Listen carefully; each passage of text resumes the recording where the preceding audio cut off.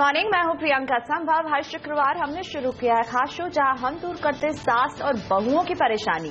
लेकिन ये परेशानी उनके रोजमर्रा की नोकझोंक की नहीं बल्कि बाजार में पैसे लगाने को लेकर है। म्यूचुअल फंड चुने या फिर किसी शेयर में लंबी अवधि के लिए लगाए पैसा, यही कंफ्यूजन दूर करते हैं हमारे एक्सपर्ट्स और आपको बताएंगे कि कहां पैसा लगाने से आपको मिलेगा बेहतरीन रिटर्न। तो सास, बहू और सेंसेक्स की शुरुआत करें। उससे पहले कमोडिटी बाजार किस तरह से खुल रहे हैं भारतीय बाजार पर, वो इस पर नजर डालते हैं। तो भारतीय बाजार खुल गए हैं, सोना फिर से चमक रहा है। ये देखना इंटरेस्टिंग रहेगा कि आज कैसी ओपनिंग देता है सोना। देखिए, तेजी के साथ 27,145 पर सोना हमें नजर आ रहा है। कल भी इसने 26,000 से ऊपर ही क्लोजिंग दी थी और आज भी तेजी 27,145 का भाव सोने में नजर आ रहा है। चांदी में भी एक तरह की तेजी ही रिफ्लेक्ट हो रही है। 36,518 के भाव पर चांदी है, हरे निशान पर ओपन हो रहा है चांदी। इंटरनेशनल संकेत जिस तरह के हैं उसका असर हमें दिख रहा है। और देखिए, क्रूड अंतर्राष्ट्रीय बाजार में गिर रहा है और भारत में भी हम इसे लो बनाते हुए देख रहे हैं। 27,009 पर क्रूड नजर आ रहा है। अभी इंटरनेशनल मार्केट में काफी दबाव में है क्रूड। नेचुरल गैस 181 रुपए 10 पैसे के साथ लाल निशान पर ओपन हो रहा है आज भारतीय बाजारों में। लेकिन क्रूड में जो है गिरावट बढ़ती जा रही है। अपने एक्सपर्ट से जानेंगे कि क्या करना चाहिए इस गिरावट में। कॉपर 335 रुपए 70 पैसे के भाव पर लाल निशान पर खुल रहा है दबाव के साथ। निकल में तेजी नजर आ रही है, 680 रुपए 30 पैसे का भाव निकल में हमें देखने को मिल रहा है। कुछ और बेस मेटल्स पर नजर डालेंगे। एल्यूमिनियम भी तेजी के साथ 102 रुपए 20 पैसे के भाव पर खुलते हुए नजर आ रहा है। और इसके साथ एक नजर डालते हैं कि लेड भी आज हरे निशान पर ही ओपन हो रहा है। 111 रुपए का भाव फिलहाल हमें लेड में दिख रहा है। तो कॉपर कमजोर है लेकिन बाकी मेटल पैक हरे निशान के साथ। जिंक में भी तेजी 119 रुपए 5 पैसे पर जिंक आज ओपन हो रहा है। सोयाबीन दबाव के साथ 3,123 रुपए का भाव फिलहाल ओपनिंग ट्रेड में सोयाबीन में हमें देखने को मिल रहा है। कुछ और एग्री कमोडिटीज पर भी हम नजर डालेंगे। सोया ऑयल भी आज दबाव के साथ ही खुल रहा है। 573 रुपए का भाव सोया ऑयल में देखने को मिल रहा है। मस्टर्ड सीड 4,256 के भाव के साथ मजबूती के साथ खुलता हुआ मस्टर्ड सीड। चना दबाव में नजर आ रहा है। 4,684 का भाव हमें चने में देखने को मिल रहा है। व्हीट 1,513 के भाव पर ओपन हो रहा है। जीरे में भी आज तेजी 16,350 का भाव जीरे में देखने को मिल रहा है। वही धनिया के भाव का भी एक चेक ले लेते हैं कि आज धनिया देखिए दबाव के साथ 10,598 रुपए पर धनिया ओपन हो रहा है। हमारे साथ है पैराडाइम कमोडिटीज के बीरेन वकील। गुड मॉर्निंग बीरेन जी। इस महीने सोने का दाम करीब 8% बढ़ गया है। कितनी टिकाऊ दिख रही है ये तेजी और आज इसमें क्या करने की सलाह देंगे सर? युआन डिवेल्यूशन के बाद कल CIS कंट्रीज में डिवेल्यूशन काफी आया है। वियतनाम से लेके कोलंबिया तक करेंसी टूटी है। तो मुझे ऐसा लग रहा है कि थोड़ा बाउंस आना चाहिए, लेकिन काफी और बहुत शॉर्ट टर्म में। तो आज के लिए सिर्फ मैं शॉर्ट जाऊंगा 26930 पे। 130 मेरा स्टॉप लॉस रहेगा और 400 to 500 मेरा टारगेट रहेगा। मीडियम टर्म के लिए मैं बुलिश हूँ बट शॉर्ट टर्म बेरिश हूँ। ओके, शॉर्ट टर्म आप बेरिश हैं सोने पर, लेकिन चांदी भी सोने के साथ ही बढ़ते जा रहा है सर। इस प्रेशियस मेटल में क्या स्ट्रैटेजी रखेंगे आज के लिए? चांदी में मुझे ऐसा लग रहा है कि कैचअप रैली आनी चाहिए क्योंकि ये लेट ब्लूमर होती है। तो इसमें मैं बाई प्रेफर करूंगा 36,000 पे। 35,700 33,700 स्टॉप लॉस रहेगा और अपसाइड ऑब्जेक्ट के ऊपर 36,800 रहेगा। ओके, और कच्चे तेल में लगातार गिरावट बना हुआ है और ये गिरावट बनता ही जा रहा है, बढ़ता ही जा रहा है। इस गिरावट को आप कैसे देख रहे हैं? क्या खरीदारी का मौका है क्रूड में? शॉर्ट टर्म में यहाँ एक बाउंस का इंतजार है और 2850 के आसपास अगर मिले तो मैं शॉर्ट जाऊंगा। लॉन्ग टर्म मुझे 40 के नीचे 9x दिख रहा है और इंडियन टर्म्स में मुझे 2500 के दिख रहा है। बेस मेटल्स में वकील सर आपकी नजर कहाँ रहेगी? आज हम देख रहे हैं कॉपर में दबाव है, बाकी बेस मेटल्स में आज हरे निशान के साथ फिलहाल कारोबार हो रहा है। कोई स्पेसिफिक मेटल जिस पर आपकी नजर है सर? स्पेसिफिक कॉपर में शॉर्ट जाऊंगा 339 के आसपास। 346 का थोड़ा little bit wider stop loss रहेगा और पोजिशनल कॉल है मीडियम टर्म 320 का टारगेट रहेगा। एग्री कमोडिटी में सोयाबीन और सरसों पर क्या सलाह देंगे सर? सरसों मुझे शॉर्ट जाने की इरादा है। 4200 का आसपास शॉर्ट प्रेफर करूंगा, 4250 का स्टॉप लॉस और 4130 4100 का टारगेट। ओके, तो और सरसों में? सरसों में मैं शॉर्ट जाऊंगा। सोयाबीन काफी ओवरसोल्ड है तो इससे अभी फिलहाल दूर रहूंगा। Overall bearish. ओके, शुक्रिया। बिरीन वकील थे हमारे साथ सुबह कमोडिटी बाजार के खुलते ही किस तरह के लेवल्स पर रहनी चाहिए नजर बताते हुए। इस बीच आपको बता दें, दाल की कीमतों में आई तेजी को देखते हुए प्राइवेट कंपनियां दलहन इंपोर्ट में जुट गई हैं। सूत्रों के मुताबिक मुंबई पोर्ट पर पिछले महीने दलहन इंपोर्ट करीब 50% बढ़कर 2 लाख टन के पार चला गया है। आपको बता दें, जून में यहां करीब 1,35,000 टन दलहन की डिलीवरी हुई थी। जुलाई के दौरान मटर का इंपोर्ट सबसे ज्यादा करीब 460% बढ़कर 76,500 टन के स्तर पर पहुंच गया है, जबकि मसूर का इंपोर्ट करीब 250% बढ़कर करीब 30,000 टन के पास पहुंच गया है। इस दौरान चने के इंपोर्ट में भी करीब 8% तेजी देखने को मिल रही है। तो कमोडिटी बाजार में इतना ही। हम लेते हैं एक छोटा सा ब्रेक, लेकिन ब्रेक के बाद साउथ आफ्रिका में अपनी खास पेशकश सास बहू और सेंसेक्स के साथ हम हाजिर रहेंगे और लेंगे अपने महिला दर्शकों के सवालों को।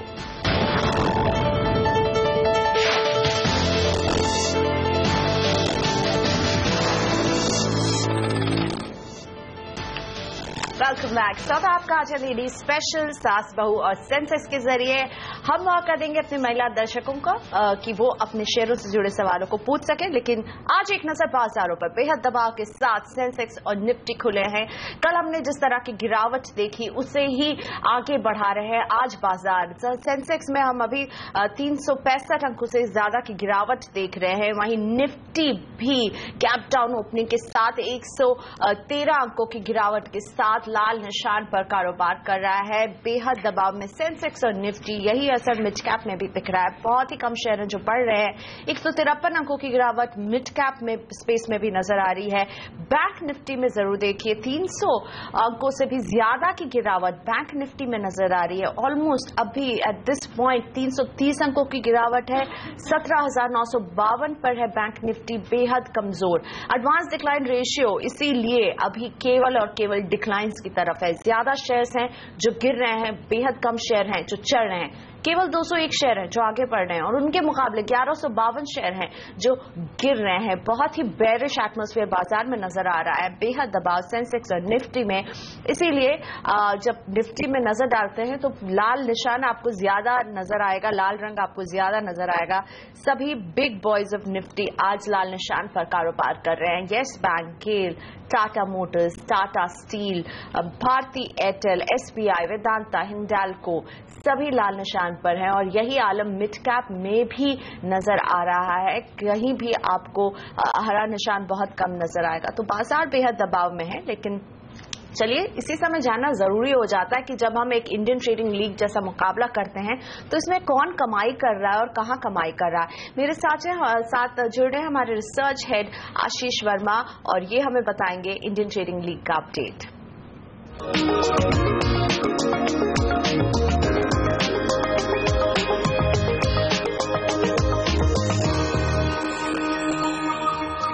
सबसे पहले तो प्रियंका सॉरी, आज आपके लेडीज स्पेशल के दिन में इंटरफेयर करने आ गया हूं, लेकिन वक्त हो गया इंडियन ट्रेडिंग लीग के अपडेट का। देख लेते हैं किस तरह की पोजीशनिंग चल रही है। सबसे पहले जो ट्रेडर्स की लीग है, किस तरह के रिटर्न्स क्लॉक हो रहे हैं। बीते एक हफ्ते का ये रुझान है। बीते एक हफ्ते के रिटर्न्स आपकी स्क्रीन पर हैं और जो टॉप 4 परफॉर्मर्स हैं 100% से ज्यादा के रिटर्न्स क्लॉक करते हुए, इनफैक्ट सबसे ऊपर संदीप दादाजी देहार 175% के आसपास के तगड़े रिटर्न्स बीते 7 कारोबारी सत्रों में इन्होंने कमाए हैं। शशिकांत जी, सूरज जी, रविंद्र जी, इन सब के 100 से 150% के आसपास के रिटर्न। तो गजब के मोमेंटम इन चारों के पोर्टफोलियो में देखने को मिले हैं। लेकिन संदीप इस समय पूरे स्टैक को लीड करते हुए विमेंस की लीग की तरफ मूव करिए और वहां पे किस तरह का आउट परफॉर्मेंस देखने को मिल रहा है। और ध्यान रखिए, वहां पे भी लगातार बेहद स्ट्रांग परफॉर्मेंस कई सारी लेडीज दिखाती हुई। रमेश कुमार रामसुदे 75% के रिटर्न्स बीते एक हफ्ते में इन्होंने क्लॉक करे हैं। जबरदस्त रिटर्न इनके पोर्टफोलियो ने दिया है। इनफैक्ट नेहा जी, नालिनी जी, अर्चना जी, इन सबके पोर्टफोलियो में हमने देखा है 40 से 67% के आसपास के रिटर्न्स क्लॉक हो रहे हैं। तो बेहतरीन प्रदर्शन इन सबका। क्योंकि तगड़े रिटर्न्स ऑफ लेट देखने को मिल रहे हैं। देख लेते हैं लीडरशिप बोर्ड में किस तरह का या फिर किस तरह के रुझान रैंकिंग के हिसाब से मूवर्स एंड शेकर्स बोर्ड में देखने को मिल रहे हैं। इंटरेस्टिंग है यहाँ पर ये इन तीनों ने पिछले एक हफ्ते में कमजोर रिटर्न्स क्लॉक करे थे। डबल डिजिट रैंकिंग से देखिए किस तरह से सिग्निफिकेंट स्लाइड देखने को मिल रहा है। सबसे पहले धनंजय जी 51% के आसपास बीते एक हफ्ते में रिटर्न्स कमजोर हुए या फिर डीग्रोथ इनके पोर्टफोलियो में दिखाई, 11वीं पायदान से 2401 रैंक पे पहुंचते हुए। लेकिन इंटरेस्टिंग इधर एक और हाईलाइट दिखाता हूं आपको। बीते एक हफ्ते में कुणाल शिंदे ने 36% के पॉजिटिव रिटर्न्स कमा के दिए। 2400 के आसपास 2300 के आसपास की रैंकिंग थी और इस सॉलिड रिटर्न्स भी एक हफ्ते में क्लॉक करने के बाद 28वें पायदान पे पहुंचते हुए मूवर्स एंड शेकर्स में लीडरशिप बोर्ड में देखते हैं किस तरह की हलचल देखने को मिल रही है। और यहां पर दो लेडीज जो कि 600, 650, 750 के आसपास की रैंकिंग्स पे थी, संगीता और सपना, बीते हफ्ते पॉजिटिव रिटर्न्स क्लॉक करे। संगीता तो इनफैक्ट 27% की पॉजिटिव रिटर्न्स कमाए और 658th रैंकिंग के आसपास थी, 5वें पायदान पे मूव करती हुई एक हफ्ते के पॉजिटिव रिटर्न के बाद। लाइकवाइज पद्मा और पुष्पा के बीते हफ्ते के पोर्टफोलियो का प्रदर्शन थोड़ा सा डीग्रोथ देखने मिली, पोर्टफोलियो में थोड़ा सा दबाव देखने को मिला और रैंकिंग्स में एक सिग्निफिकेंट स्लिप देखने को मिल रहा है। लेकिन चलिए आपको बता दूं, आईटीएल के जरिए आप भी 1 करोड़ रुपए जीत सकते हैं। हिस्सा लेने के लिए आपको www.indiantradingleague पर रजिस्टर करना है। इसमें ट्रेडिंग के लिए आपको कम से कम 25,000 रुपए की पूंजी रखनी होगी। इसके ऊपर आप जितनी चाहें उतनी बड़ी रकम लगा सकते हैं। आपको बता दें कि ये पूंजी सिर्फ कैश ही नहीं, शेयर के जरिए भी आप रख सकते हैं। आईटीएल में बड़े से बड़े ट्रेड पर भी आपको सिर्फ 20 रुपए का ब्रोकरेज लगेगा।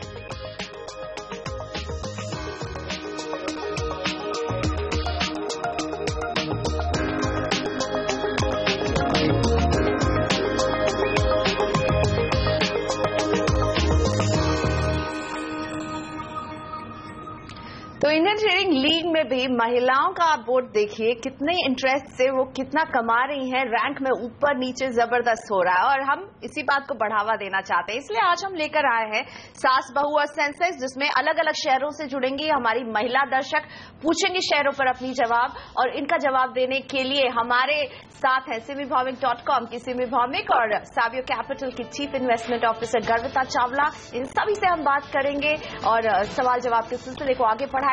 लेकिन अभी एक छोटा सा ब्रेक।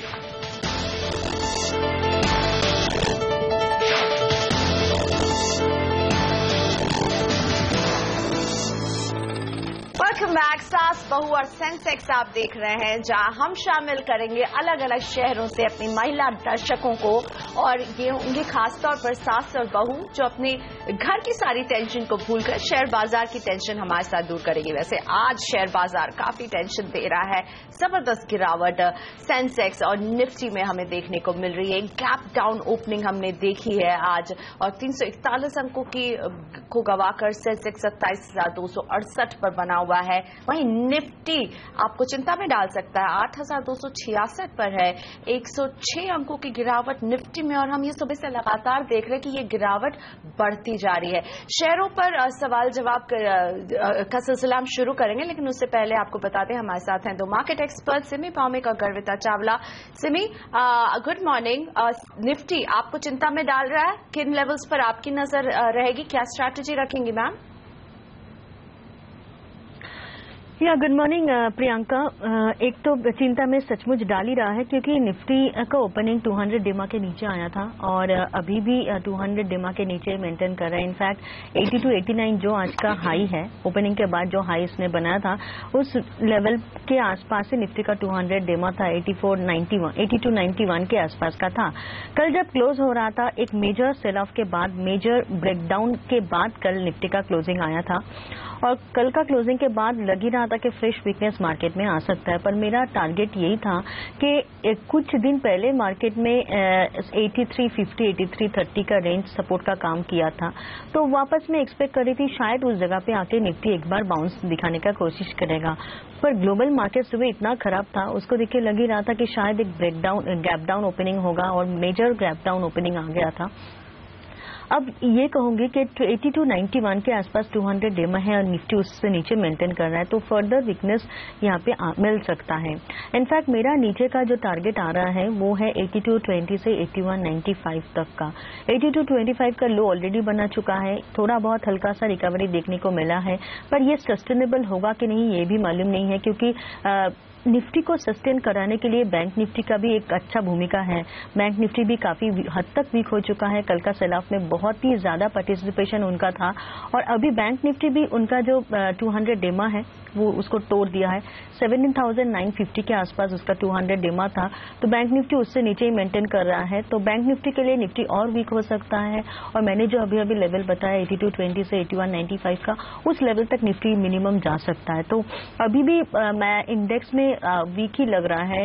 इनफैक्ट जो रैली सुबह से नीचे से देखने को मिला है उसमें उतना कॉन्फिडेंस नहीं है।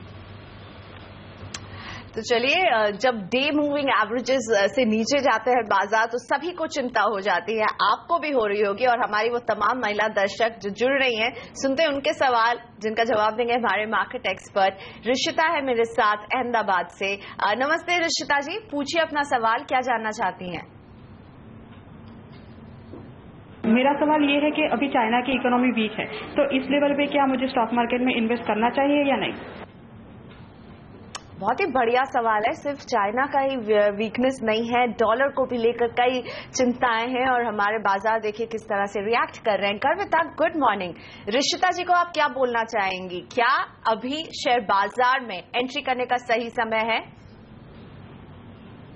Good morning Priyanka. I think थोड़ा वेट करना चाहिए। जो करंट वीकनेस मार्केट में देखी जा रही है, एंड आई थिंक देखने की बात यह है कि ये सिर्फ इंडियन मार्केट्स नहीं, अक्रॉस द बोर्ड है। यूएस मार्केट्स में भी पिछले 2 दिन से जो रुझान रहा है वो सेलिंग का ही रहा है, और बाकी के इमर्जिंग मार्केट्स में भी जो है आज सुबह से ही काफी वीकनेस देखी जा रही है। जरूर ये चाइना लेड है, क्योंकि एक ट्रिगर रहा है कि चाइना ने जैसे ही अपना करेंसी डेप्रिशिएट किया वहां से ही ये सेल ऑफ कंटिन्यू हुआ है। और आई थिंक बहुत सारा FIIs का हॉट मनी भी है जो पिछले कुछ महीनों में इंडिया की मार्केट में आया है। इनफैक्ट लास्ट ईयर से ही काफी इनफ्लोज बढ़े हैं।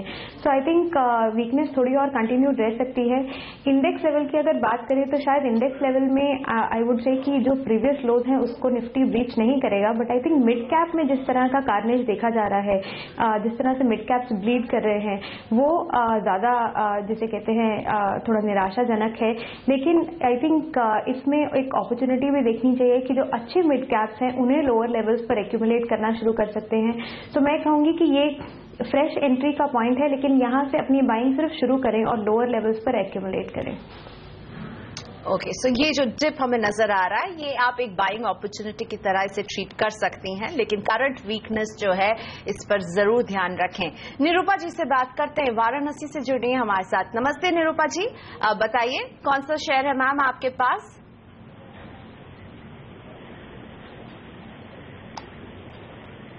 निरूपा जी, क्या आपको मेरी आवाज आ रही है? तो पूछिए अपना सवाल।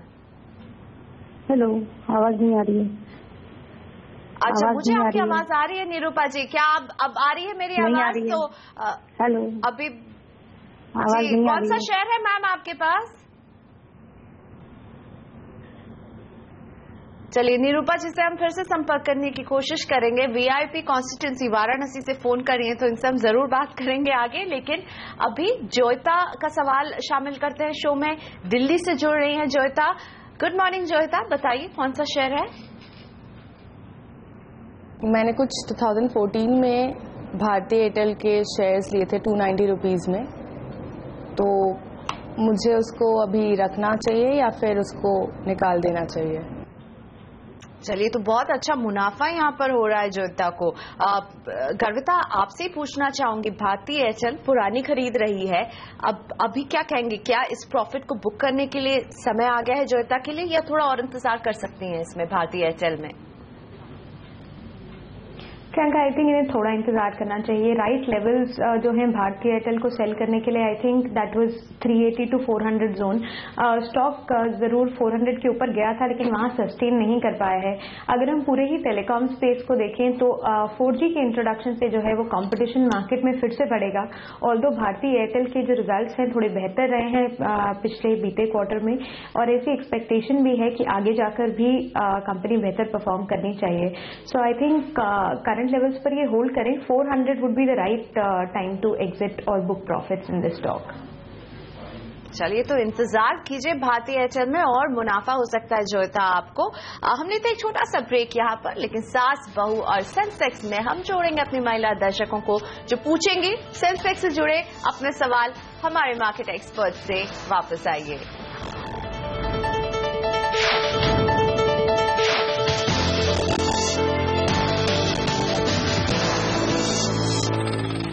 Welcome back. सौदा आपका आज है लेडीज स्पेशल. महिला दर्शकों के सवालों को शामिल करेंगे, लेकिन उससे पहले एक नजर हेडलाइंस पर. ग्लोबल चिंताओं के कारण बाजार में भारी गिरावट. सेंसेक्स 400 अंक तक टूटा. निफ्टी 8300 के नीचे. मिड कैप शेयरों में भी 2% की तेज गिरावट. ऑटो, इंफ्रा और बैंक शेयरों ने बाजार पर बनाया दबाव. बैंक निफ्टी 18,000 के नीचे फिसला. रुपए ने छुआ 2 साल का नया निचला स्तर. डॉलर के मुकाबले 65 रुपए 76 पैसे के स्तर पर. कल 65 रुपए 54 पैसे पर हुआ था बंद. Some people thought it was an acquisition. It is not. Some people thought it was a reorg. It is not. Infosys के सीईओ विशाल सिक्का ने $1 अरब के अधिग्रहण की अटकलों को किया खारिज. कंपनी की ग्रोथ के लिए लॉन्च की 3 नई सर्विसेज. शेयरों के बाद अब एफएनओ बाजार के घपले पर भी सेबी की नजर. इलिक्विड स्टॉक ऑप्शन मामले में 59 एंटिटीज को किया सस्पेंड. कहा टैक्स चोरी के मकसद से हो रहे थे ऑप्शंस के सौदे. और महीने के दूसरे और चौथे शनिवार को सरकारी बैंक रहेंगे बंद, लेकिन बाकी शनिवार को पूरे दिन होगा काम. वित्त मंत्रालय का फैसला 1 सितंबर से लागू. इन्फोसिस के सीईओ विशाल सिक्का ने $1 अरब के अधिग्रहण की अटकलों को खारिज कर दिया है. हालांकि इन्फोसिस की ग्लोबल टाउन हॉल मीटिंग में सिक्का ने कंपनी की डिजिटल क्षेत्र में मौजूदगी बढ़ाने के लिए 3 सर्विस iKey-Do लॉन्च की. iKey-Do डिजाइन थिंकिंग प्लेटफॉर्म और नॉलेज में नेक्स्ट जनरेशन सर्विस होगी. Key-Do कंसल्टिंग के अंतर्गत आएगी, जबकि स्टैंड अलोन सर्विसेज के लिए है. नई सर्विसेज लॉन्च करते हुए इन्फोसिस के सीईओ और एमडी विशाल सिक्का ने कहा कि ये तीनों सर्विसेज इन्फोसिस की बाकी ऑफरिंग के साथ मिलकर बड़ा बदलाव लाएगी. Our services will take a step forward or 3, and man, that led to a ton of speculation. Have you guys been following the speculation? My goodness, I feel really flattered. Some people thought it was an acquisition. It is not. Some people thought it was a reorg. It is not. 3 services, 3 steps forward. 3 services that I think by themselves may not be that big a deal, but together, and together with everything that Infosys offers, will change everything. So I'm really excited to share these. These 3 services, Key, Do and I. सो इन्फोसिस के stock पर एक नजर डालिए. आज सारा बाजार गिरा हुआ है, बहुत कमजोर है. आज इन्फोसिस में हमें फिर भी एक हरे निशान पर कारोबार करते हुए देख रहा है. ऑब्वियसली रुपए और डॉलर के बीच में जो इक्वेशन चल रहा है उसका भी फायदा आईटी से जुड़ी कंपनियों को मिल रहा है और इन्फोसिस आज तेजी के साथ. कविता जी, आपसे पूछना चाहूंगी, जिस तरह के अनाउंसमेंट विशाल सिक्का ने किए हैं अपने इस मीट में, आप इस कंपनी को आगे जाते हुए कैसे देख रही हैं? आई थिंक काफ़ी पॉजिटिव डेवलपमेंट है इन्फोसिस के लिए। जो सर्विसेज भी लॉन्च करी गई हैं वो नॉलेज आईटी प्लेटफॉर्म और डिज़ाइन सर्विसेज के लाइंस पर हैं। I think digital India initiative को आगे ले जाने के लिए इन्फोसिस का ये पहला कदम है और आई थिंक बहुत समय बाद ऐसा हुआ है कि इन्फोसिस ने इस बिग बैंग के साथ एक अनाउंसमेंट करी है कि वो कुछ नई सर्विसेज लॉन्च करने जा रहे हैं। सो आई थिंक नई मैनेजमेंट के अंडर अच्छा काम हो रहा है कंपनी में। लास्ट क्वार्टर के नंबर्स में भी वो दिखाई दिया। अगर हम याद करें तो इन्फोसिस कि जो पॉजिटिव रिस्पांस रहा था रिजल्ट्स के बाद, वो पॉजिटिव रिस्पांस बाकी किसी आईटी कंपनी में इस कदर नहीं देखने को मिला था। So I think company right path पर है एंड जैसा कि आपने कहा रूपी डिप्रिसिएशन का भी फायदा आईटी और फार्मा जैसी कंपनीज को जरूर हो रहा है। So I think near term जरूर पॉजिटिव लगता है। इनफैक्ट नई मैनेजमेंट के अंदर अगर इसी तरह से क्वार्टरली रिजल्ट्स में इंप्रूवमेंट दिखता है, न्यू क्लाइंट एक्विजिशंस दिखते हैं, तो जरूर इन्फोसिस वापस अपनी ग्रोथ ट्रैजेक्टरी पे आएगी जो कि हम 2 साल पहले के करीब देखा करते थे। सिमी मैम, आपसे पूछना चाहूंगी इसका चार्ट स्ट्रक्चर आपको कैसा दिखता है? प्रियंका, इन्फोसिस टेक्निकली भी स्ट्रांग है। इनफैक्ट रिजल्ट्स के बाद एक नया हाई भी ये बनाया था। हाँ, ऊपर का लेवल्स पे ये सस्टेन नहीं किया था और लग रहा था कि एक बार के लिए शायद इसका टारगेट अचीव हो गया है। पर अभी जहाँ पे सिचुएशन है कि ये जो शॉर्ट टर्म सपोर्ट था उसी को ऑलरेडी छू चुका है। 1120-25 के आसपास सपोर्ट था और उसके बाद इन्फोसिस का हाई करीब 1170-80 के आसपास बना था, तो वहां से करेक्ट हो चुका है। वापस आज का ट्रेडिंग सेशन में इन्फोसिस लो बनाया है 1117 का, तो मुझे लगता है कि एक बार के लिए शायद इसमें लॉन्ग जाना सही रहेगा, पर ऊपर में सस्टेन भी नहीं किया, देखना पड़ेगा। मुझे नहीं लगता है कि अगर कोई इंट्राडे या बहुत शॉर्ट टर्म के लिए सोच रहे हैं तो दूसरा बात है, अगर कोई लॉन्ग टर्म के लिए सोच रहे हैं तो मुझे नहीं लगता है कि इन्फोसिस में कोई चिंता है। और इंट्राडे के लिए या बहुत ही शॉर्ट टर्म के लिए मैं ये कहूंगी कि इन्फोसिस अभी जहां पे है इस लेवल काफी क्रूशियल सपोर्ट जोन है ये, और इस लेवल से नीचे जाके सस्टेन नहीं करना चाहिए। अगर करता है तो शॉर्ट टर्म के लिए नजरिया थोड़ा सा वीक हो जाएगा, नहीं तो लॉन्ग टर्म के लिए मुझे लगता है कि बहुत ज्यादा खतरा नहीं है इन्फोसिस में। और अब रुक करते हैं अपने सास और बहू सेंसेक्स में सवालों के सिलसिले को आगे बढ़ाएंगे। जूली शाह मेरे साथ हैं अहमदाबाद से। गुड मॉर्निंग जूली जी, बताइए कौन सा शेयर है मैम आपके पास? मेरे पास वॉकार्ड के 40 शेयर है अराउंड 1640 के, तो क्या मुझे उसे अभी होल्ड करना चाहिए या बेच देना चाहिए, उसके बारे में मुझे थोड़ी जानकारी चाहिए थी। ओके, 1640 इनकी खरीद का भाव रहा है, फिलहाल 1654 पर है। सिमी मैम, वॉकार्ड आपको कैसा दिखता है चार्ट स्ट्रक्चर पर? क्या सलाह देंगी जूली जी को यहाँ पर करने के लिए? देखिए, वॉकार्ड चार्ट खराब नहीं है और मुझे लगता है कि आपको थोड़ा जरूर टाइम देना चाहिए। मार्केट थोड़ा सा वॉलेटाइल हो चुका है, तो इसलिए थोड़ा बहुत करेक्शन इसमें देखने को मिल सकता है, पर ओवरऑल जो स्ट्रक्चर है अगर आप थोड़ा सा टाइम देंगे तो मुझे लगता है कि आपको बेहतर एप्रिसिएशन मिल सकता है। 1650 के आसपास का लो बन चुका है और मुझे लगता है कि आपको अगर एक स्टॉप लॉस फॉलो करना ही है, बहुत ही शॉर्ट टर्म का आपका नजरिया है, तो 1570-80 के नीचे स्टॉप लगा के बने रहिए। हो सकता है कि वो स्टॉप लॉस आपका टूटेगा नहीं और ये स्टॉक वापस बाउंस बैक दिखा सकता है।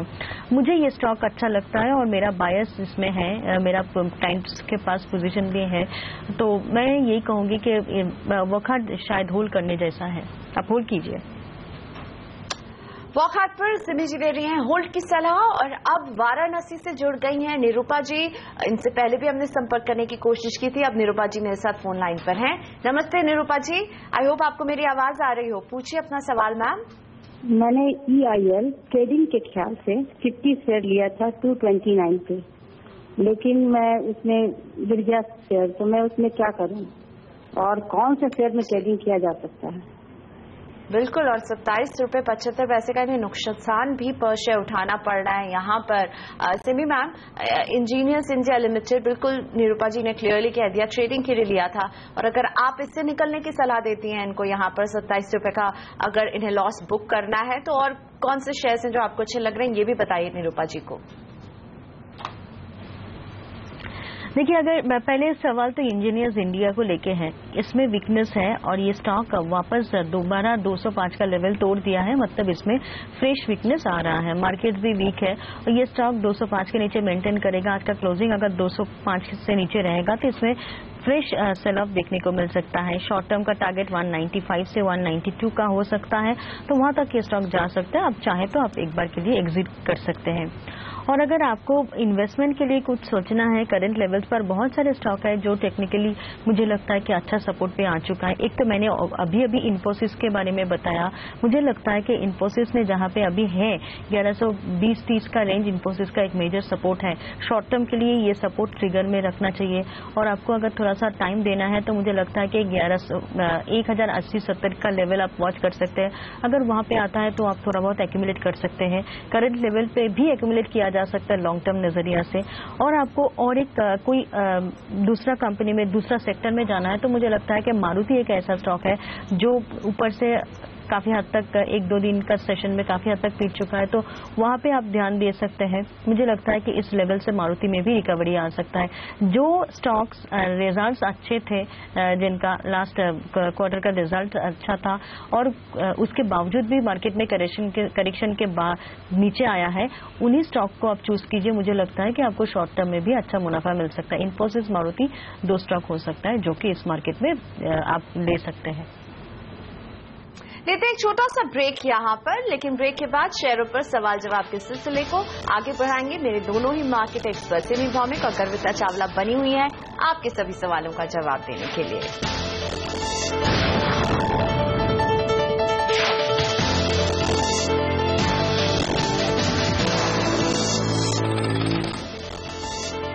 Welcome back. आप देख रहे हैं सौदा आपका।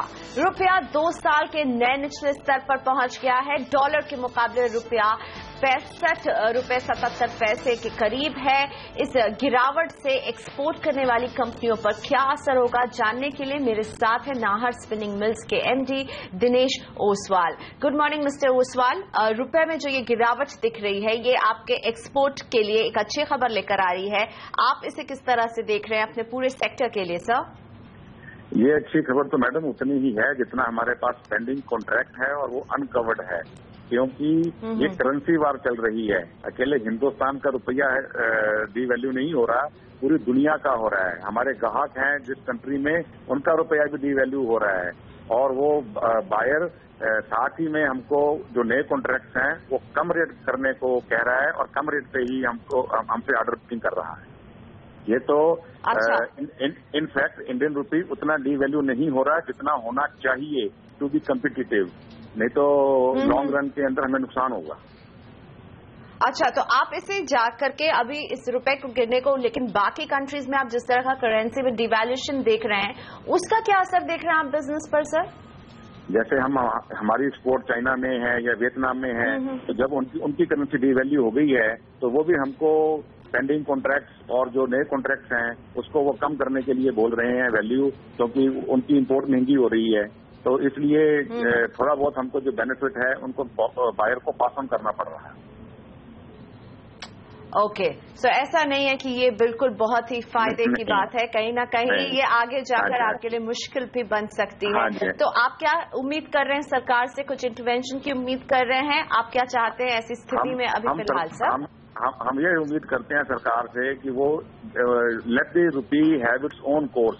अगर सरकार उसको बीच बीच में रोकने की कोशिश करेगी तो इन दी लॉन्ग रन इंडिया की एक्सपोर्ट को हानि पहुंचेगी। इंडिया की एक्सपोर्ट ऑलरेडी 10% हर क्वार्टर पे नीचे जा रही है और चाइना वाले अगर डीवैल्यू करके वो इसीलिए कर रहे हैं कि उनकी एक्सपोर्ट को फर्क पड़ रहा है और वो अपनी एक्सपोर्ट को बढ़ाना चाहते हैं। तो हमारी सरकार को भी रुपये को उसको जो भी उसका नेचुरल कोर्स है उस पर इसको छोड़ देना चाहिए।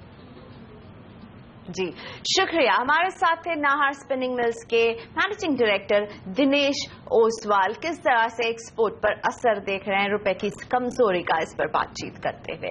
और सास बहू और सेंसेक्स में हम सवाल जवाब के सिलसिले को आगे बढ़ाते हैं, जहां हमारे साथ देश के अलग अलग शहरों से जुड़ रही महिला दर्शक पूछ रही हैं अपने सवाल, और जवाब देने के लिए हमारे साथ मार्केट एक्सपर्ट्स भी मौजूद हैं।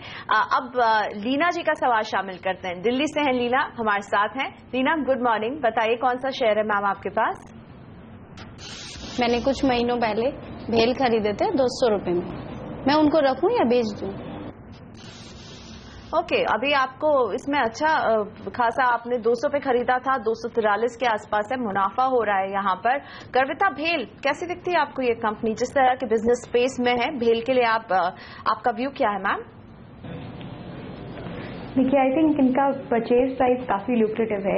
200 रुपये का लेवल जो है वो BHEL में ऑलमोस्ट लोज के आसपास था, और अगर कंपनी के रिजल्ट्स को देखा जाए और इस पूरे ही सेगमेंट को एनालाइज किया जाए तो रिजल्ट्स अच्छे नहीं रहे हैं, क्योंकि capital goods and power space में जिस तरह के रिफॉर्म्स गवर्नमेंट से एक्सपेक्टेड थे वो नहीं आए हैं।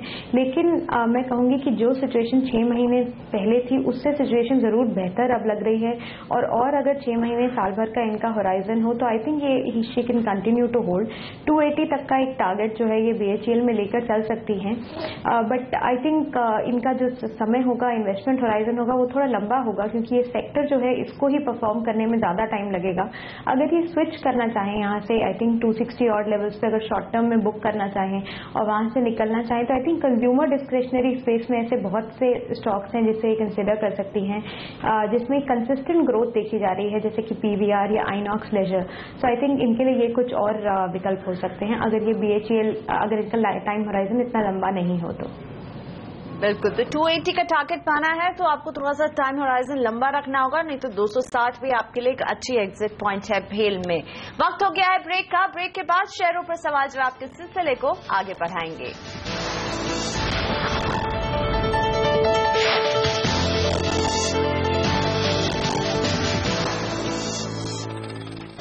मैक्स और आपका आज है लेडी स्पेशल, सास बहू और सेंसेक्स है हमारे इस खास शो का नाम।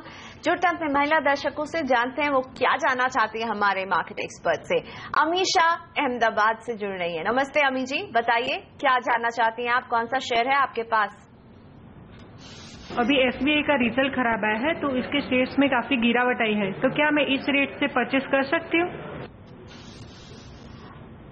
ओके, सिमी मैम, SBI क्या करने की सलाह? चार्ट स्ट्रक्चर कैसा दिख रहा है आपको स्टेट बैंक ऑफ इंडिया का?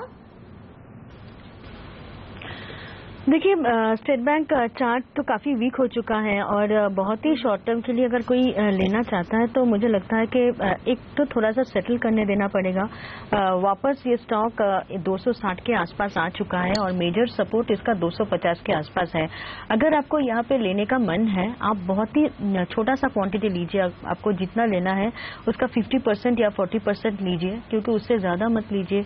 अब मेजर सपोर्ट तोड़ रहा है तो मुझे लगता है कि थोड़ा बहुत वेट करने से फायदा होता, पर शॉर्ट टर्म के लिए भी एक स्टॉप लॉस अगर चाहें तो आप लगाइए, 245 के नीचे स्टॉप लगाइए। जो भी छोटा सा पोजीशन आप यहाँ पे ले रहे हैं 260 के आसपास या 260-55 के बीच में, जो भी छोटा सा पोजीशन ले रहे हैं उसके लिए 245 का स्टॉप लॉस जरूर मेंटेन कीजिएगा। अगर वो स्टॉप लॉस हिट नहीं हुआ तो लक आपके साथ आएगा, पर मीडियम टर्म लॉन्ग टर्म ठीक है, शॉर्ट टर्म के लिए थोड़ा सा डाइसी है। और 245 रुपए का एक स्टॉप लॉस SBI में जरूर ध्यान रखिएगा। सिमी जी आपको सलाह दे रही हैं। सुमन है मेरे साथ गाजियाबाद से। नमस्ते सुमन जी, बताइए मैम कौन सा शेयर है आपके पास? नमस्ते जी, मैं आपसे पूछना चाहती हूँ, मेरे पास तो जिलेट के शेयर हैं 100 तो ये हमने लिए थे 10 रुपीज में बहुत समय पहले। आज इसका रेट कितना है और हम ये निकालें कि नहीं निकालें, ये पूछना है पहली बात। आपने बहुत अहम जानकारी ये नहीं दी कि 10 रुपए पे लिए आप, बहुत 5,000 रुपए पर शेयर के मुनाफे पर बैठी हुई है मैम। इन पैसों की जरूरत है, निकालने का मूड है आपको? जरूरत नहीं है मेरे को बिल्कुल, इसीलिए मैं आपसे पूछ रही हूँ, ऐसा ना हो ये बाद में कम हो जाए। बहुत पुरानी खरीद है सुमन जी, कब खरीदा आपने इसे? हो गए इसको 8-10 साल हो गए। ओ माय गॉड, 10 साल तक 10 रुपए में लिया शेयर, देखिए 5,215। बहुत बधाई है आपको। और क्या एक और सवाल है आपका या बस एक ही जिलेट पर है? क्योंकि आपने ये नहीं बताया कि मैं इनको निकाल दूंगी। नहीं, मैं भी जानना चाहती हूँ कि क्या करना चाहिए जिलेट में सुमन जी को। 5,215 का मुनाफा। हम इन पे एक डिटेल राय लेंगे, लेकिन उससे पहले वित्त मंत्री अरुण जेटली को सुनते हैं। CEO and the Managing Director, Sri Jain, ladies and gentlemen. It's indeed a delightful opportunity for me to associate with the Foundation Day celebration of the Indian Bank. The founder of the bank obviously had a foresight that 40 years before independence, in 1907, he decided to establish the bank on the 15th of August. Nobody knew the relevance of the date then. But I think that has now compelled the subsequent managements to shift their celebration on some other day because they'll have to give way to the Independence Day function on 15th. And it's a glorious way of celebrating your foundation day by opening 109 branches on your 109th foundation day. The banking network is expanding and expanding hugely. In fact, the health of the banks itself reflects on the challenges for the economy. And therefore, तो Indian bank के कार्यक्रम में बोल रहे थे वित्त मंत्री किस तरह से बैंक्स बढ़ रहे हैं और किस तरह से बैंक्स हमारी जिंदगी, हमारे फाइनेंशियल ट्रांजैक्शन का एकदम सेंट्रल हिस्सा बन रहे हैं, इस पर बात कर रहे थे। लेकिन वित्त मंत्री जी को सुनने के पहले हम अपने बहुत ही इंटरेस्टिंग दर्शक से बात कर रहे थे, सुमंत शर्मा जी से, जो कि जिन्होंने जिलेट लिया था 10 रुपए में 10 साल पहले 100 शेयर, और प्रॉफिट देखिए इनका 5,215 रुपए का प्रॉफिट पर शेयर इन्हें हो रहा है। मुझे लग रहा है उन स्माइलीज को हमें ट्रिपल कर देना चाहिए। गर्विता, जिलेट में देखिए क्या शानदार मुनाफे पर बैठी है सुमन जी, और अभी भी वो पूछ रहे हैं कि क्या करें, क्या और 10 साल तक बने रहे जिलेट में? क्या है नजरिया आपका जिलेट में मैम? जी प्रियंका, आई थिंक ये बिल्कुल क्लासिक एग्जांपल है कि कैसे इक्विटी से over a long period of time wealth create की जा सकती है, जो कि कोई भी और एसेट क्लास को बीट करती है। I think kudos to her patience कि इन्होंने ये 10 साल स्टॉक को होल्ड किया है। अगर जिलेट के संदर्भ में मैं बात करूं तो मल्टीनेशनल कंपनी है, बहुत ही स्ट्रांग ब्रांड है, जो पेनिट्रेशन है इंडिया में वो भी इंक्रीज हो रही है ओवर टाइम। कंपनी ने जिस सेगमेंट्स में भी डाइवर्सिफाई किया है वहां पर भी एक अच्छी जो है ग्रोथ देखने को मिल रही है। अगर हम स्पेस देखें तो ये जो कंज्यूमर स्पेस है इसमें कंसिस्टेंट ग्रोथ देखी जाती है इररिस्पेक्टिव ऑफ मार्केट साइकिल्स, और यही रीजन है कि जिलेट के स्टॉक प्राइस में इस तरह का जो है growth over a period of time देखा गया है। अगर एमएनसी कोई इंडियन ब्राउजर्स से डीलिस्ट भी करती है तो भी जनरली वो काफी हायर रेट्स पर होता है।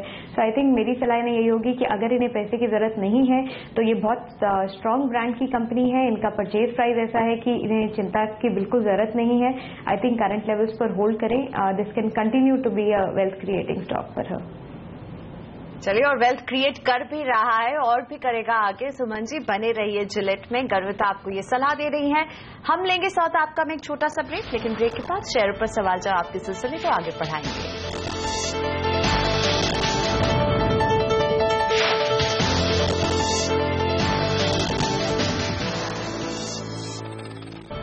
बैक आप देख रहे हैं सौदा आपका और ब्रोकरेज हाउसेस की रडार पर। आज कौन से शेयर है बताने के लिए मेरे साथ है हमारी सहयोगी नियति। नियति, बताइए ब्रोकरेज हाउसेस की नजर कहां बनी हुई है? सबसे पहले बात करेंगे बीपीसीएल पे, और ज्यादातर बाजार आईओसी, बीपीसीएल और एचपीएस से काफी ज्यादा पॉजिटिव है। जिस तरह से क्रूड फॉल का एक पॉजिटिव इंपैक्ट इनको देखने को मिलेगा, मगर सीएलएसए यहाँ पे एक काउंटर कॉल दे रहा है, कॉन्ट्रा कॉल दे रहा है। अंडर परफॉर्म की रेटिंग ये अभी भी मेंटेन कर रहे हैं। फिलहाल टारगेट प्राइस 900 रुपए तक का दे रहे हैं। जिस तरह से ईएनपी कारोबार को इनको राइट ऑफ करना पड़ सकता है, वो एक चिंता की बात हो सकती है। ब्राजील और मोजाम्बिक के रिजर्व में इनको फोर्स राइट ऑफ करने पड़ सकते हैं करंट या जो मौजूदा क्रूड के लेवल्स है, और अगर ये होता है तो 30% का एक डाउनसाइड पोटेंशियल यहां पर देख रहे हैं। और ये अपना टारगेट अगर ऐसा करते हैं तो अपना टारगेट 900 रुपए से भी घटा के 650 रुपए तक का यहां पे कर सकते हैं। Morgan Stanley state own banks जो है यानी पीएसयू बैंक्स, उस पर एक अंडरवेट का या फिर बिकवाली की सलाह आपको दे रहा है, क्योंकि कैपिटल इन्फ्यूजन के बाद के ऐलान के बाद 16% के आसपास ये सारे बैंक्स भाग चुके हैं। अभी एक अपॉर्चुनिटी है कि आप बिकवाली करके यहां से निकल जाए। अंडरवेट हैं ये सारे ही पीएसयू बैंक पर, एक्सेप्टिंग बीओबी, क्योंकि बीओबी में एक प्राइवेट प्लेयर्स यहां पे आए हैं, चेयरमैन और सीएमडी दोनों ही। और नए मैनेजमेंट और क्लीन अप करेगा बैलेंस शीट को। दूसरे जो बैंक हैं वो सस्टेन नहीं कर पाएंगे क्योंकि उनकी वीक बैलेंस शीट्स का जो सिलसिला है वो आगे भी जारी रहेगा। इन्फोसिस कल इन्होंने अपनी एक 3 चरणों की एक सर्विस लॉन्च की है, आईकिडो। ये एक पॉजिटिव होगा। 2020 तक का इनका जो लक्ष्य है, जो विजन है, वो एक काफी ज्यादा पॉजिटिव है। ज्यादातर ब्रोकरेजेस ओवरवेट है इन्फोसिस पे। 1245 रुपए तक का लक्ष्य दे रहे हैं बार्कलेज। यहां से और ज्यादा इनको ग्रोथ की उम्मीद है। Bank of America Merrill Lynch मगर ल्यूपिन पे एक कॉल दे रहा है। टारगेट प्राइस इन्होंने यहां पे बढ़ा दिया है। 1800 रुपए से इसका टारगेट बढ़ा के 2020 रुपए तक का कर रहे हैं। ये फैक्टर इन करके चल रहे हैं कमजोर रुपए को, जिसका इनको फायदा होगा। ज्यादातर फार्मा कंपनियों पे यहां पर रुपए की फॉल का एक फायदा होगा। FY 16-17 के EPS अनुमान भी यहां पर 2% और 2% बढ़ा दिया और FY 18 का अनुमान इन्होंने 3% के आसपास बढ़ा दिया है। साथ साथ में इनको US FDA से जो गोवा यूनिट की जो दवाई को मंजूरी मिली थी फिनोफाइब्रेट को, वो एक काफी ज्यादा पॉजिटिव है। करंट वैल्यूएशन से जो अपसाइड है वो नियर टर्म में थोड़े से लिमिटेड लगते हैं, इसलिए न्यूट्रल का कॉल फिलहाल मेंटेन कर रहे हैं। मगर टारगेट प्राइस रुपए के कमजोरी को फैक्टर इन करते हुए बढ़ा करके 2020 तक का दे रहे हैं।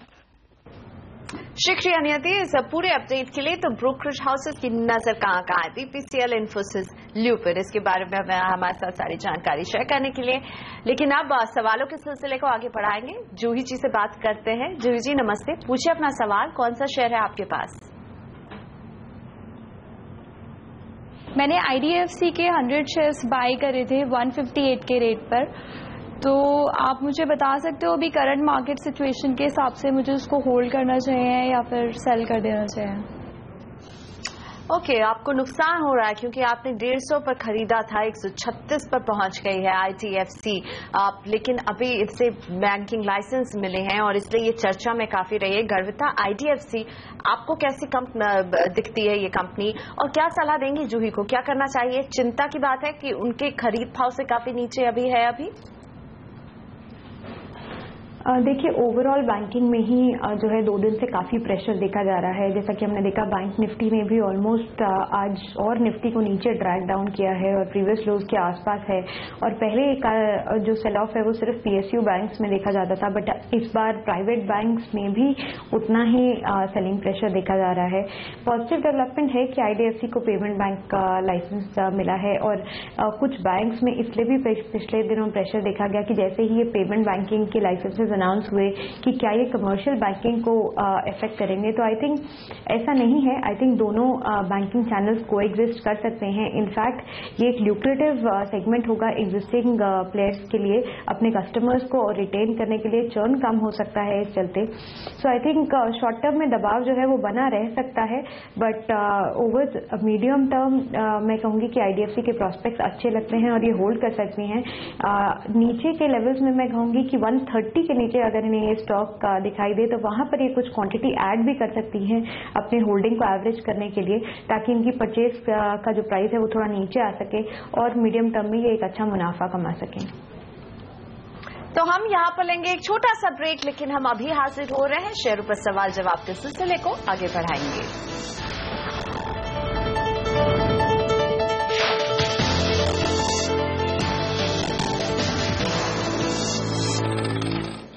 650 है। सत्यम के शेयर जो हो गए हैं अब टेक महिंद्रा, वो है मीनाक्षी जी के पास। गर्विता, टेक महिंद्रा के बारे में आप क्या बताना चाहेंगी? यहाँ मीनाक्षी को क्या करने की सलाह देंगी इन्हें? देखिए, I think Tech Mahindra clearly hold candidate होगा। इनका ऑल्दो परचेज प्राइस ऊपर का है, but I think Tech Mahindra में लास्ट क्वार्टर के रिजल्ट से पहले एक बहुत बड़ा फॉल देखा गया था। लेकिन अगर आप मैनेजमेंट कमेंट्री को सुने, अगर एक्चुअल ग्रोथ को देखें सेगमेंट्स में, तो वहां पर जरूर एक रीबाउंड दिखता है। अगर पूरे ही सेक्टर के रिजल्ट्स को इस क्वार्टर के लिए एनालाइज करा जाए तो थोड़े सबड्यूड ही रहे हैं result in terms of quarter on quarter growth जो देखी गई है। बट हेवी डेप्रिसिएशन एक पॉजिटिव है, नए प्रोडक्ट्स में एंटर करना एक पॉजिटिव बात है टेक महिंद्रा के लिए। सो आई थिंक करंट लेवल्स पर होल्ड करें। हमारा लॉन्गर टर्म टारगेट जो होगा टेक महिंद्रा में वो उसके प्रीवियस 52 वीक हाई के आसपास है, जो कि है 750 के करीब। बट उसके लिए कम से कम 1 साल का नजरिया इस स्टॉक में रखें। स्ट्रांग मैनेजमेंट है, कमेंट्री भी पॉजिटिव रही है, मैनेजमेंट ने टाइम से टाइम बताया भी है जब भी उनको ऐसा एक्सपेक्टेशन रहा है कि क्लाइंट से कुछ कम ऑर्डर्स आ रहे हैं। कंपनी ने अपनी डिपेंडेंस भी बीटी पर कम करी है over a period of time. So I think एक अच्छा कैंडिडेट है आईटी स्पेस में, clearly hold with the target of 750 for longer term. और अब मीनू वर्मा जी के सवाल को शामिल करते हैं। ये जानना चाहती हैं टाटा ELXI में क्या करना चाहिए इनको। 130 शेयर, 500 रुपए इनके एवरेज का भाव रहा है, और इसी तरह ICICI बैंक में इनका एवरेज का भाव 200 रहा है। 220 शेयर्स हैं इनके पास ICICI के, और मीनू जी समझना चाहती हैं कि क्या करना चाहिए। हम देख सकते हैं ICICI में पर शेयर 91 रुपए 30 पैसे का मुनाफा जरूर हो रहा है। तो क्या करें टाटा ELXI और ICICI बैंक में? सिमी मैम, इन दोनों के चार्ट स्ट्रक्चर आपको कैसे दिखते हैं? देखिए, ICICI बैंक टेक्निकली वीक है और मुझे लगता है कि एक अंडर परफॉर्मिंग बैंक है। 320 से 280 का रेंज है जो शॉर्ट टर्म का दायरा है। ऊपर में ये 320 के आसपास सस्टेन नहीं किया, वापस ये 280 तक छू सकता है। पर आपको अगर लॉन्ग टर्म के लिए वेट करना है तो मुझे लगता है कि आप वेट कर सकते हैं, चाहे आप नीचे आने से एवरेज करें, क्योंकि ये स्टॉक मतलब शॉर्ट टर्म में वीक ही लग रहा है और बैंक्स आज भी वीक है और हो सकता है कि वीकनेस बढ़े, क्योंकि ये बैंक अभी भी 200 डिमा के नीचे ही मेंटेन कर रहा है। तो थोड़ा बहुत वीकनेस और देखने को मिल सकता है। आपका अगर लॉन्ग टर्म पर्सपेक्टिव है तो आप बने रह सकते हैं, पर शॉर्ट टर्म में लग रहा है कि ये वापस 285 से 80 का रेंज छूने के लिए नीचे जाएगा। रहा सवाल टाटा ELXI के, तो मुझे लगता है कि ये स्टॉक एक मेजर अप ट्रेंड में है। आपको बिल्कुल वेट करना चाहिए और हो सकता है कि ये स्टॉक आगे वापस रिकवरी दिखा सकता है। कल और परसों थोड़ा सा ऊपर का लेवल से सेल ऑफ देखा गया था, पर इसका मेजर सपोर्ट अभी 1900 के आसपास आ चुका है।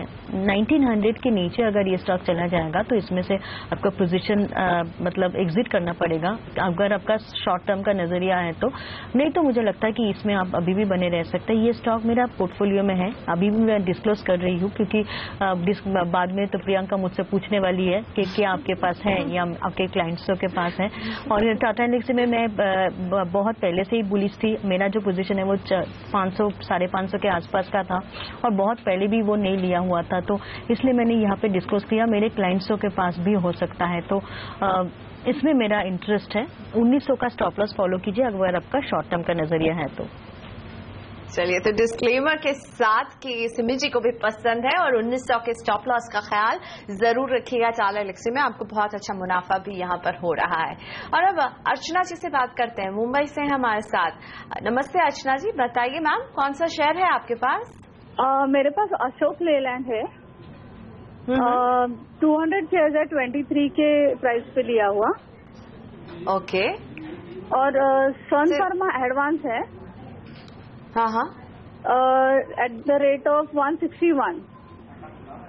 ओके, तो उसमें मुझे निकल जाना चाहिए।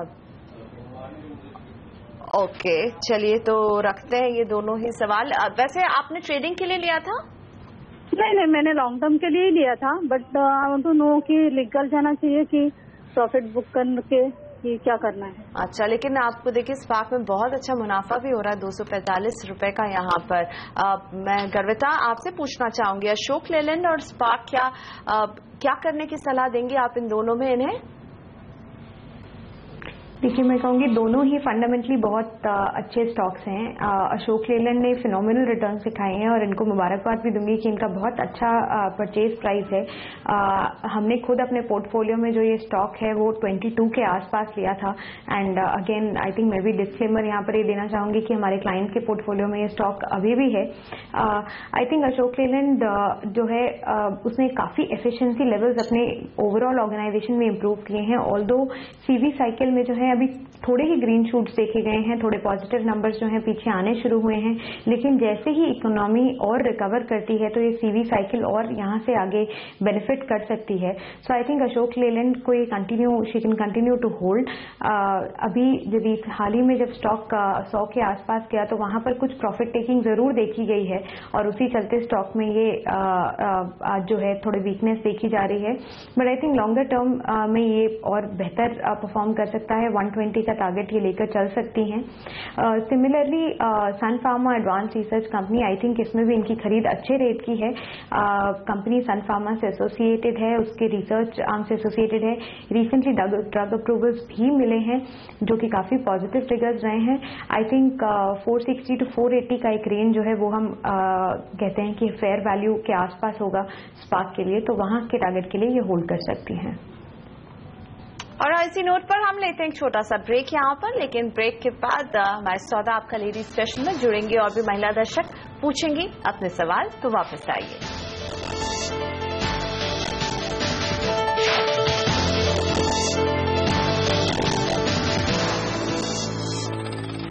Welcome back. आज है सौदा आपका लेडी स्पेशल। हमारी महिला दर्शक जुड़ रही हैं हमारे साथ, पूछ रही हैं अपने सवाल। रेनू जी हैं दिल्ली से। नमस्ते रेनू जी, पूछिए अपना सवाल। कौन सा शेयर है मैम आपके पास? मैंने DLF आज से 6 महीने पहले 124 रुपए में 200 शेयर खरीदे हैं। अब आप मुझे बताइए, मुझे इसमें रहना चाहिए या मैं इसमें निकल जाऊं? क्या करना चाहिए DLF में से में मैम, क्या राय देना चाहेंगे आप यहाँ रेनू को? देखिए, टेक्निकली थोड़ा बहुत जो भी रिकवरी आया था लास्ट 1-2 दिनों का जो फॉल आया था उसमें वो थोड़ा सा वीकनेस मतलब फ्रेश वीकनेस पैदा हो गया। अब मैं सिर्फ आपको ये कह सकती हूँ कि अगर आपको शॉर्ट टर्म के लिए भी होल्ड करना है तो एक 110 का स्टॉप लॉस फॉलो कीजिए। अगर 110 का लेवल 2 जाता है तो टेक्निकली भी ये वीक हो जाएगा। ऐसे ही फंडामेंटली कोई भी इसमें बाई कॉल नहीं इश्यू करता है, तो भी टेक्निकली लग रहा है कि 110 का लेवल अगर होल्ड करेगा तो इसमें एक रिलीफ रैली आ सकता है। 110 के नीचे टेक्निकली जो भी पॉजिटिव इंडिकेशन सिग्नल्स जो भी मिल रहे हैं वो खराब हो जाएगा, तो आपको निकल जाना पड़ेगा। लेवल याद रखिएगा 110 का। चलिए, तो DLF से एग्जिस्ट की सलाह और पूरे शो के दौरान सिमी ने अपने कई पिक्स बताए हैं, उनमें से आप चुन सकती हैं कि आपको क्या अच्छा लगता है। लेकिन सौदा आपका में आज इतना ही। मैं अपने तमाम महिला दर्शक जो जुड़ी हमारे साथ पूछे अपने सवाल और जो देख रही हैं अपने टीवी स्क्रीन पर हमारा शो, उन सबको धन्यवाद कहना चाहूंगी। साथ ही में सिमी और गर्विता, आपका भी शुक्रिया कि आप हमारे शो में शामिल हुई, आपने वक्त निकाला हमारे लिए। और अब एक एक करके डिस्क्लोजर की बारी आएगी। हालांकि सिमी ने पूरे शो के दौरान भी दिया है, लेकिन Simi ma'am final disclosure show के आखिर में आपकी तरफ से। एक तो मैंने बता दिया है टाटा एलेक्सी में मेरा पोजीशन है वो 2014 में मैंने लिया था अप्रैल महीने में 575 के आसपास का मेरा पोजीशन था। मैंने 550 का लेवल बताया, भूल गया, इतना दिन पहले मैंने लिया था। और ये मेरा लॉन्ग टर्म पोर्टफोलियो में मैं शायद नहीं निकालूंगी इसको।